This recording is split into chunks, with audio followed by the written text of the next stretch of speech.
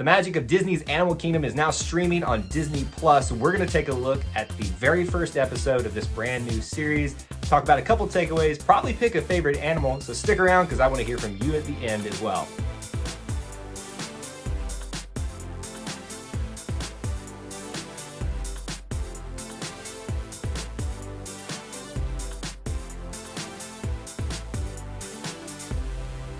Welcome back to Eye to Eye, Disney Through Our Eyes. This is our Disney variety channel where we cover anything and everything Disney. My name is Kyle, and if you haven't done so, I want to encourage you to consider hitting that subscribe button and the notification bell so you don't miss any of the content that we put out for you. One of the new things that you can find on television these days are series about zoos and aquarium. And as someone who has a background in the zoo and aquarium industry, I love this fact. Now that the fact that Disney has gotten into this field makes me even more excited that now I get to review a series strictly focusing on the magic of Disney's Animal Kingdom. Such is the case with all our Disney Plus series reviews that we do here on this channel. With the very first episode, we're really trying to figure out what the actual layout of the show is going to be, what the schedule is going to be for what they're showing in the actual episodes of the series. So things may change as we go throughout these series reviews, so I hope that you'll bear with us as we kind of figure out what the format needs to be in terms of our reviews, our takeaways, and of course, picking favorite animals. It appears this series is going to be based on the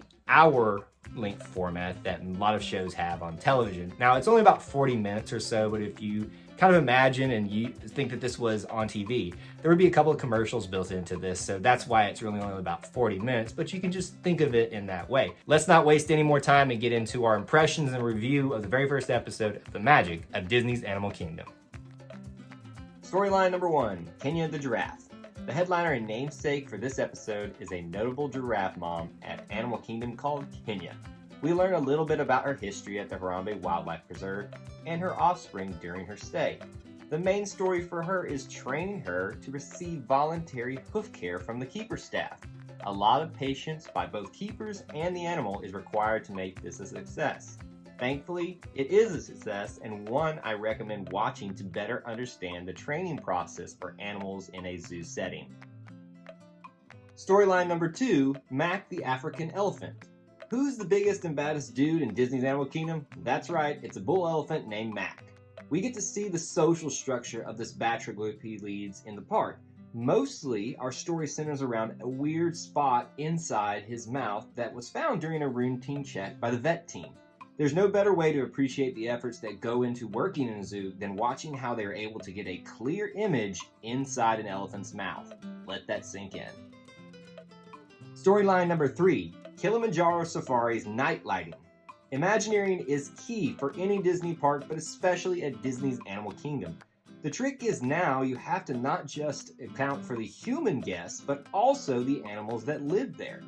Imagineers are tasked with creating a naturalistic light structure to make the elephants show up better on the night safaris. Animal safety, weather, and realism are factors that go into the creation of a tall palm light fixture. Learning how Disney is actually able to pull off things like this is very entertaining to watch. Storyline number 4, Popcorn the Frizzle Chicken. Who can't smile at the sight of some friendly farm animals? At Animal Kingdom, there's a section of the park called Affection Station, which holds the animals like these. Popcorn the Frizzle Chicken is one resident who is needing a little extra work done by the vet staff. Essentially, her reproductive tract needs to be removed. Surgery always has risk, but especially for birds. Luckily, it all works out and we get a close-up look at the operating room for many of the favorite animals we see at Animal Kingdom. Takeaway number 1 for me is going to be related around the story of Popcorn, that cute little chicken. Now, I'll be honest, I'm a bird guy. I love our feathered friends, and so I naturally have an affinity towards this type of thing. But I just think it's a great story about the great work that zoos and aquariums do, sometimes for animals that have had some injuries, maybe are not set up to be successful in their native habitats. And I think that is a great way to show people that the great work that is done in these facilities that sometimes just doesn't get seen. Takeaway number 2 would be related around Imagineering. You know, we can't do some Disney series without talking about Imagineering, but it's related to actually the exhibitry work they did with the fake palm tree that they created, because it had to account for human safety, animal safety. Does it look fake? Does it look real? All these different factors they have to work in with the elements of trying to please the guest factor, but also make sure that this is suitable for an animal's needs, which is going to be part of their actual habitat.